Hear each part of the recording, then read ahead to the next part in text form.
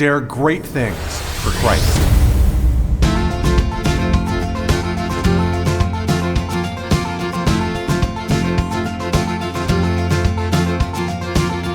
Christ calls us to dare great things.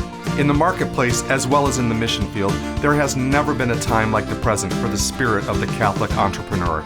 Now is the time for men and women of great courage and great vision to engage our church and our culture. Now is the time to dare great things.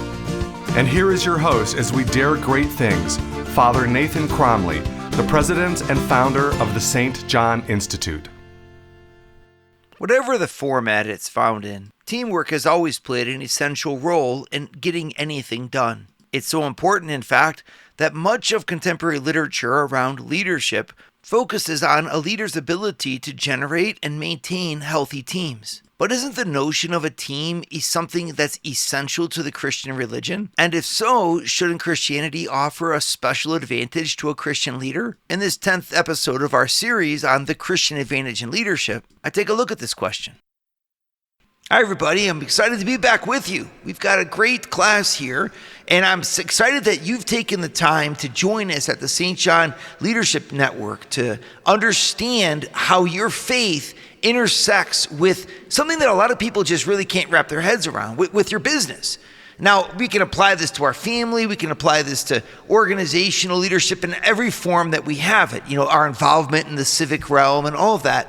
But I like to take it from the framework of business, first of all, because it's a domain that is so puzzling to me, in that most Christians would say it's of key importance for understanding how the world works, and it's of key importance that we get it right so that the lives of the poor can benefit from it, so that our civil pursuits can be done with equity. If you ask most Christians, they're going to say that, they're preoccupied with businesses operating correctly, making sure that businesses stay within their boundaries and that business people stay moral and all of this. Because if there's one thing easy for Christians to preach against, it's greed, right? Because then we say, greed causes all these problems and puts all these people on the streets. And, we have this whole litany of things.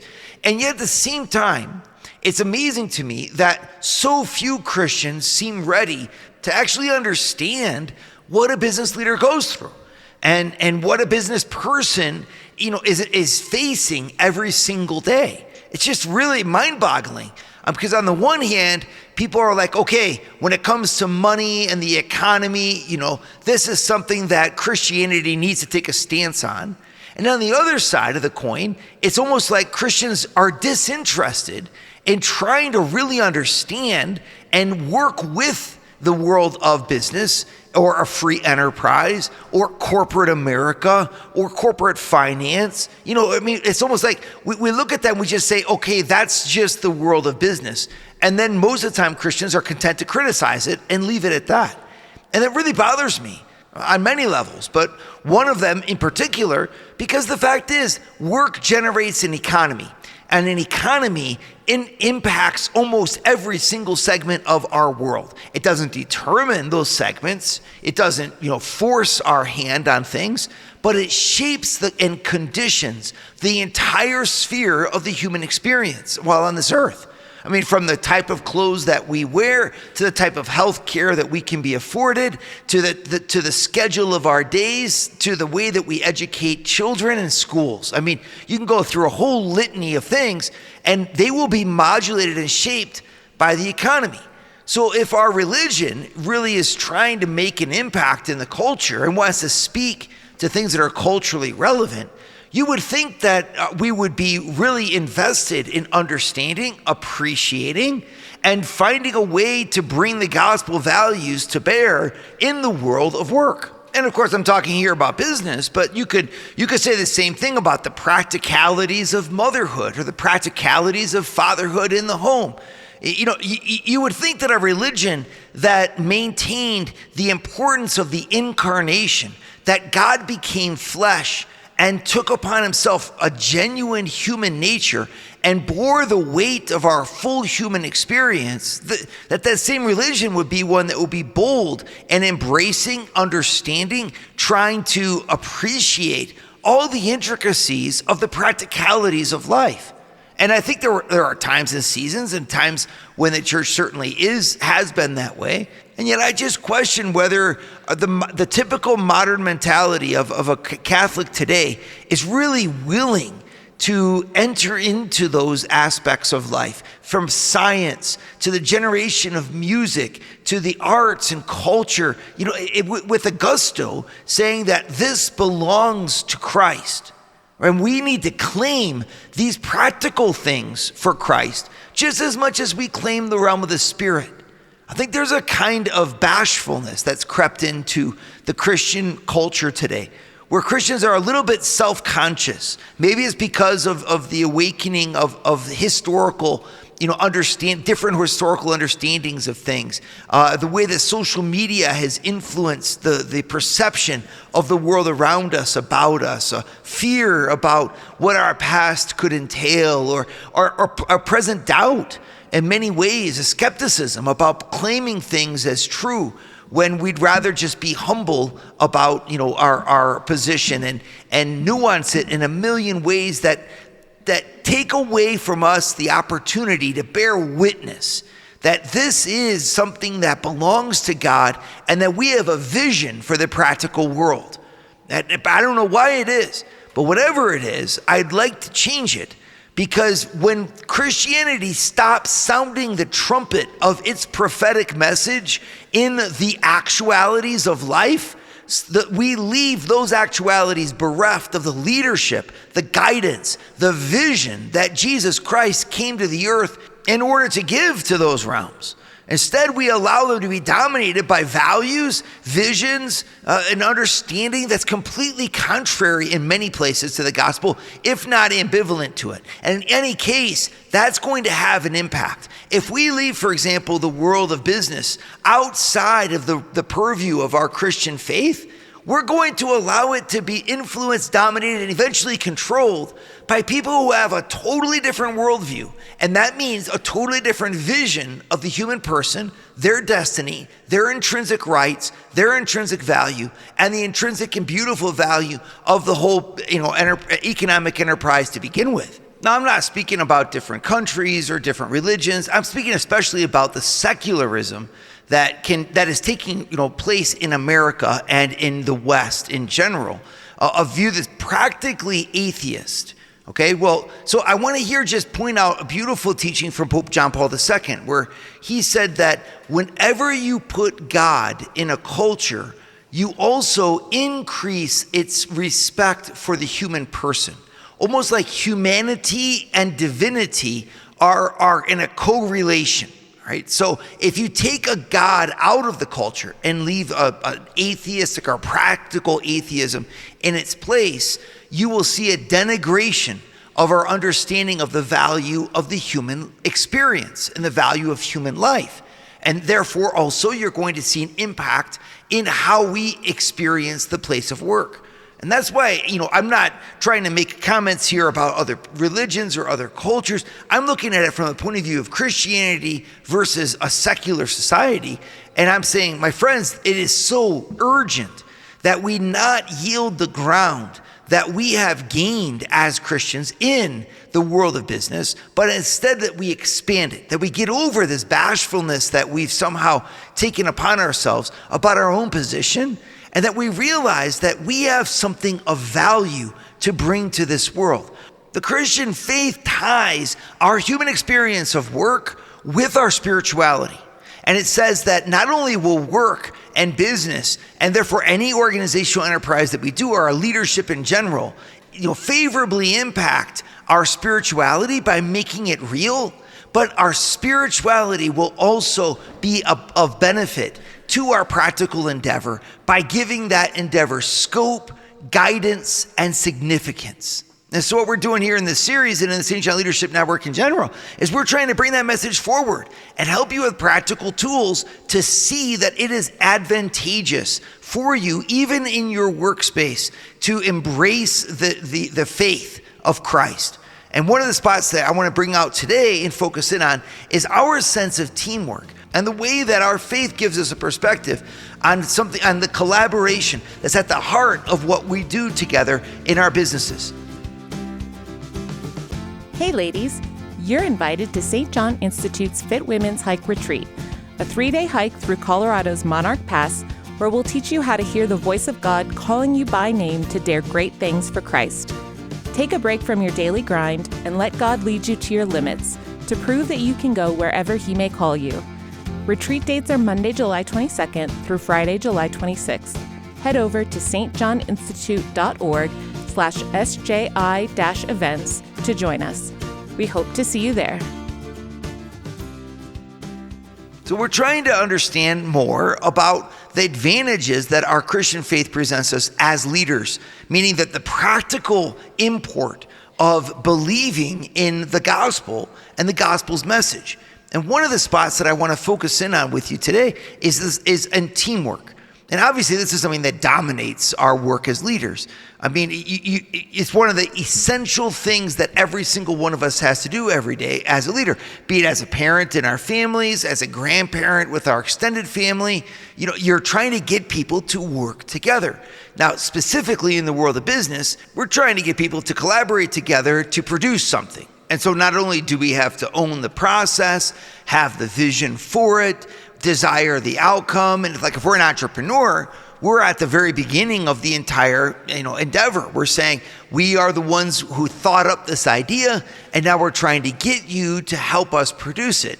Any idea that has any kind of scale, however, is going to entail getting more people to collaborate together. Collaborare. Collaborate means to work with. Co is the Latin prefix for with, and then laborare, to work. Collaborate means to work with or to work together, right? So if I'm going to collaborate, it means now I've got my own idea and your own idea and a third person's own idea, or 200 people's idea, or 8,000 people's idea, whatever it might be. And we're trying to get all those people with all those ideas to be focused on producing the same outcome. Well, obviously, the first thing we're going to encounter in all that is the extreme differences of perspectives, of timing, of skill, of understanding, the number of times you have to repeat yourself. They say that in adult education, for example, you have to say something on average 7 times before an adult learner will be able to assimilate that information. On average, 7 times. Well, that's a lot of repeating when you then multiply that times 13 people on your team or however many people that you have working for you. And so the leader's experience, well, it's one of saying, I've got to set the conditions such that all the people can collaborate. I've got to work on the clarity of the vision so that everybody knows exactly what they're supposed to be able to do. I've got to set the groundwork and the framework so that people can, in case of misunderstanding or in case of error, that there's a backup plan.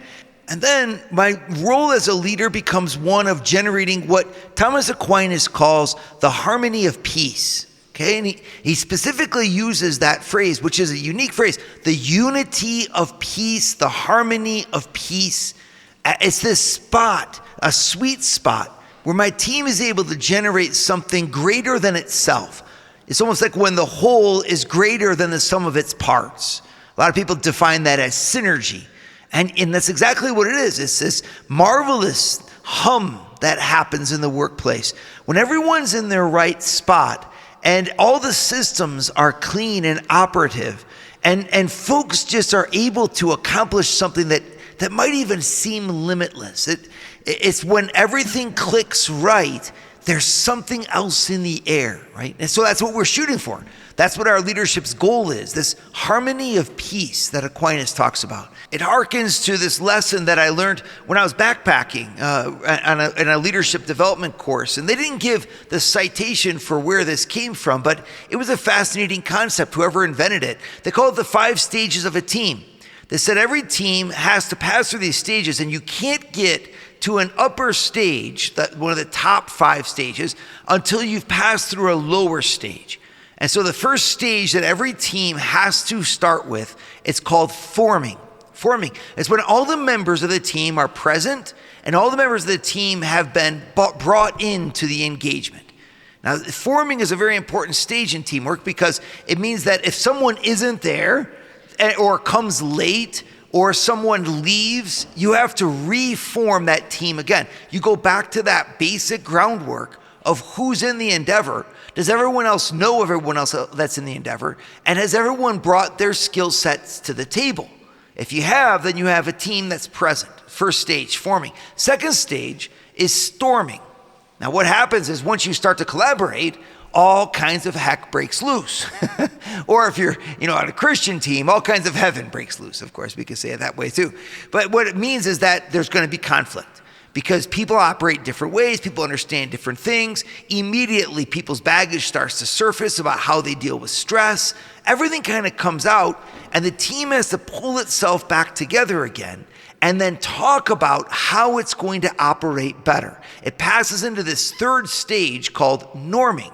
Forming, storming, norming. Now think about this in terms of your family. Same idea. If you got kids that are constantly fighting, what do? You sit down, you have a kind of family meeting. Let's understand this. What's at the heart of it? What corrective measures do we need to take so that people can collaborate better together? But if you don't storm, you can't norm. And if you can't norm, you can't pass to the fourth level of teamwork, which is performing. Right? So that's really where you're at that hum. And your team is just yielding its results again and again, easily with satisfaction most of the time. That's where we're all shooting for, as a team that performs. But to get there, you've got to have the right procedures in place, depending on the people. You've got to have the right people in place, depending on the positions, right? You got to have all that alignment done. And what will bring you to that aligning is when you see where it's missing. That's in the storming phase. So you form, you storm, you norm in order to perform. And then, of course, the fifth and final phase is transform. The transforming is the effect that your business will have, your team will have upon other teams and other people, other businesses. When they start to see, this culture of where everybody's in their place. Now, here's the thing. That's what we're shooting for, right? We're looking for a transformative business because it performs, and it performs because it normed, and it normed because it stormed, and it stormed after it formed, right? We're looking for that. But the question is, how do we get there? And there you've got all kinds of leadership coaching that comes in. I want to talk about what Jesus teaches us about that and how Jesus gives us insight, strength, and ability to work that miracle of teamwork. Jesus knows what he's doing, and he gives us insight and teaching to get us there. Would you like to start your Thursday mornings with a scriptural leadership lesson? Join the St. John Leadership Network, where Father Nathan hosts a 30-minute call at 6:30 a.m. in all 4 U.S. time zones. To learn more, go to www.stjohnleadershipnetwork.org/member and join for free today. All right, so what does Jesus Christ teach us about teamwork? And specifically, well, he teaches a lot about teamwork. Remember the fact that he founded his church on a body of 12 men who worked together, the 12 apostles. Now, obviously, they each went in their different direction and evangelized, but they were united in their faith. They were united when they accepted St. Paul into their midst. They were united on the day of Pentecost in their preaching. They were united when they were whipped by the Sanhedrin for preaching the gospel. They were united when they evaluated the conversion of the Gentiles at the first ecumenical council in Jerusalem. And wherever they went, they invested in building people who could collaborate. Peter even calls himself at one point a collaborator in the truth. I mean, even at the most basic level of our identities, we Christians don't claim an absolute individualism. We believe that we belong to an organization, an organized religion that has a unified faith that is shared with other people, right? So such that I can benefit, not only in terms of my faith, but even in terms of my spiritual relationship with God. I live in a communion with you where your efforts, your good works go to win grace for me. and my relationship with God wins grace for you, and that we are united in this communion of saints.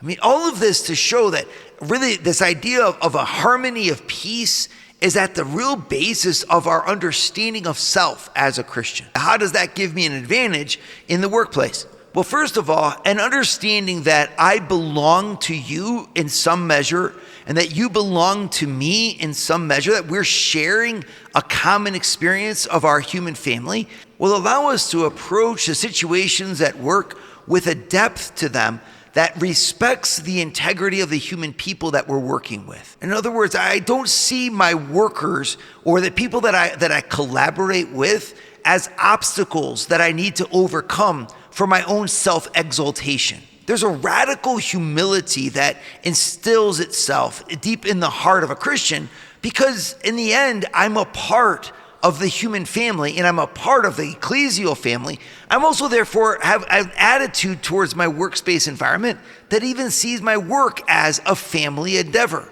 And we'll say this: our school family, our workplace family, our university family. We even use the phrase alma mater for our school, which means other mother in Latin. I mean, if we look at our schools as other mothers, that's a pretty strong statement. Well, that's because a Christian approaches the practical world as an extension of their spirituality. And so there's nothing that just stays kind of in a sterile environment of its own definition.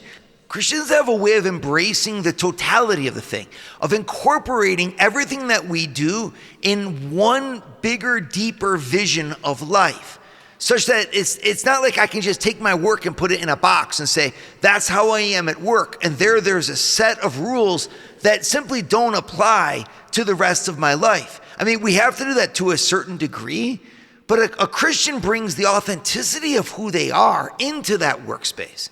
And so if the authenticity of a Christian person is to say that I'm part of the human experience and I'm a part of the family of the church, well, I'm going to look at my coworkers from that vantage point. And I'm going to want to bring my family values to the workspace. And I'm not quite sure that's a negative thing. Obviously, there has to be a respect for the difference and the relationships and the different, but like to bring your family values to your workplace, how could that possibly hurt the workplace? I mean, bringing family relationships, sure, but not family values of respect and kindness and understanding and listening and acceptance. I mean, these types of things are really healthy to humanize the workplace. And Christians will have that tendency to do that. What will that do for a boss who's doing that as they lead for their people? It'll allow the people to trust them.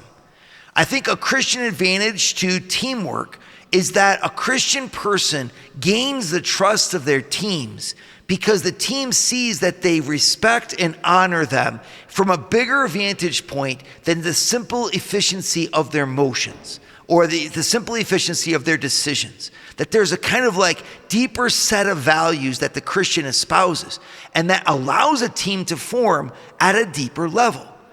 And foundationally, this is what makes a Christian worldview particularly winsome. A Christian looks at what we're doing always from an ethical level. And so our interactions, our words, our decisions are all things that we're responsible for before God. And that because you have such a depth to you, well, you're also going to be able to touch something deeper in the people and ask them to collaborate at a deeper level of trust, a deeper level of understanding. The more that any team in the workspace can tap into their deeper human values and collaborate or touch one another as human beings at a deeper level of significance, you're going to see a rise exponentially in the output. Well, Christianity is really a master of that, because Christianity demands that we look at our work as a service to God and as a continuation, in a sense, of God's creation of the universe. As we till the garden and keep it, right? Bringing it back to God in a state that passes through our own hands. And you take someone with that depth of perspective, that ethical sense to it, and then you put that person in charge of a team or at the center of an endeavor. And if you, in other words, you as a leader, really leads from that perspective, I mean, you're going to be engaging something much deeper, and you're going to allow the relationships of the team to be formed at a much more human and genuine level. And I'm not talking about emotional. I'm not talking about things that, are out of the context of the workplace.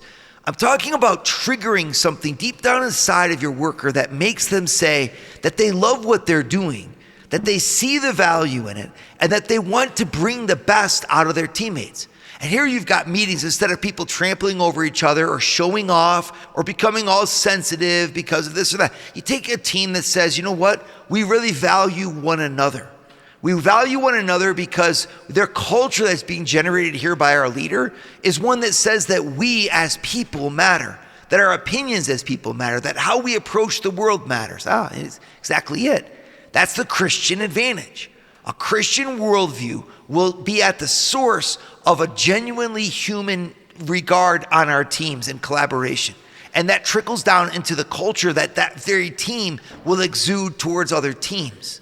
And I'm not even talking about the advantage that comes in terms of teamwork when you put a value of forgiveness in it, right? Or a value of encouragement in it, like a Christian encouragement, a Christian sense of forgiveness, a Christian sense of perseverance.